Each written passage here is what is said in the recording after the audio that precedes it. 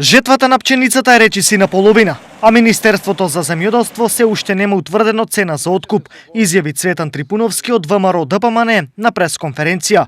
Иако законскиот рок за утврдување на цена е 10 денари пред почетокот на жетва, оваа година тоа не е направено, обвини Трипуновски. Имено во услови кога сме на половина реализирана жетва, Министерството за земјоделство нема воспоставено систем за организиран откуп на пченицата за што има законска обврска. Го повикуваме Државниот инспекторат за земјоделство, Пазарниот инспекторат и Бирото за метеорологија да излезат веднаш на терен.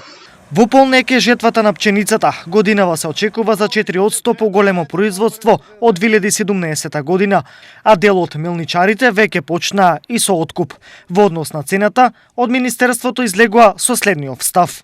Според податоците од Државниот инспекторат за земјоделство, во моментов откупната цена се движи од 9 до 10 денари за килограм во зависност од тоа дали е пченицата прва, втора или трета класа и се очекува да расте цената со оглед на тоа што е почеток на жетва на пченицата.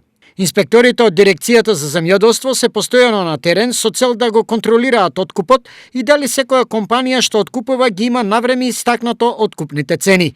Стои во соопштението од ресорното министерство.